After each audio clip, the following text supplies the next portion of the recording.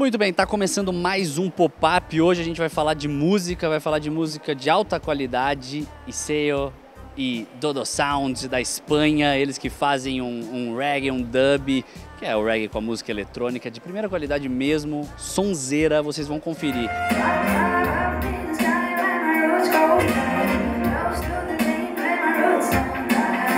La primera vez aquí en Brasil, ¿están disfrutando de la ciudad? La verdad que sí, es un gusto. Nosotros teníamos muchas ganas de llegar, había mucha gente que nos había escrito y es un sueño para nosotros estar en Brasil. Pero no van a tener tiempo para ver nada aquí en São Paulo, los puntos turísticos.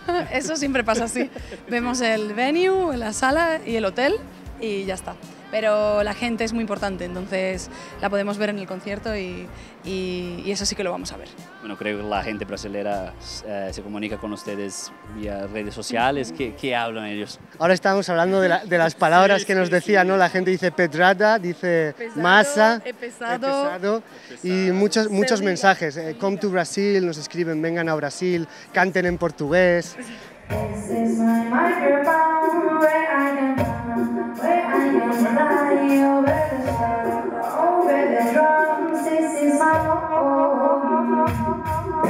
¿Cómo empezó este proyecto? Porque tenéis distintas influencias, Sí. ¿cierto? Nosotros empezamos en el año 2014. Somos del mismo pueblo, es un pueblo pequeñito y al final la gente nos conocemos rápido. Leire publicó un disco en el que ella cantaba con la guitarra, con una instrumentación más en un estilo pop, por decirlo de alguna manera, indie, soul, una mezcla, ¿no? Y yo en ese momento estaba sacando mi primer disco también de remixes en un estilo más dub, hip hop, funky, y ahí es cuando dijimos, ¿no? Nos juntamos para cambiarnos nuestra música y dijimos, ¿por qué? Le propuse, ¿no? ¿Por qué no? Vamos a probar a hacer algo juntos y hasta ahora sacamos el primer disco en 2015 y el segundo lo sacamos el año pasado, en 2017. Sí.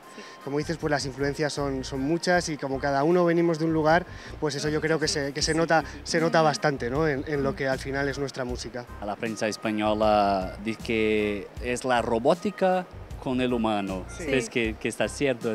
Sí, hemos como mezclado en nuestro sonido la parte digital, ¿no? y electrónica de las instrumentales con lo orgánico que es mi voz y nuestra sección de vientos de Mouse Hunters, ¿no? que damos como el equilibrio entre lo robótico y lo humano, ¿no? Entonces totalmente definición de nuestro sonido.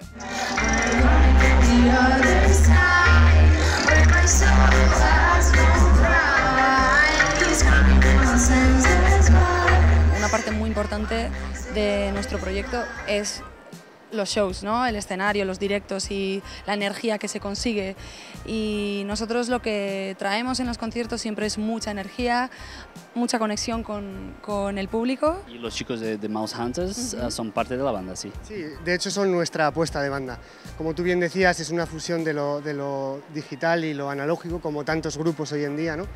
Y entonces nuestra apuesta de banda no han sido en este caso una batería, un bajo, una guitarra o unos teclados, que solo llevamos dentro de mi maquinaria, sino una sección de vientos, que normalmente son 4, en este caso para la gira latinoamericana han tenido que ser 2 por una cuestión de logística, y nos dan todo ese aire y todo ese toque del soul, del jazz y de lo humano, ¿no? Y de la música directa, y aparte los instrumentos de viento metal, de viento madera, son una tradición muy importante en nuestra ciudad por el tema de las fiestas en la calle y un tipo de bandas que se llaman charangas, y eso es lo que nosotros traemos de nuestros roots también y de nuestra ciudad.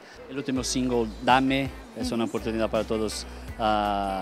Olviden usted cantar en español. Sí, ¿Por qué es tan raro? Pues decidimos hacerla sin pensar. La verdad es que salió en español porque, bueno, somos españoles, hablamos español y probamos a hacer una canción en español, salió Dame, la acabamos de publicar, estamos recibiendo una respuesta muy buena y muy contentos, la verdad, con esta canción, con haber probado otro terreno, ¿no? otro color, otro idioma, otro sonido, y contentos con Dame, sí.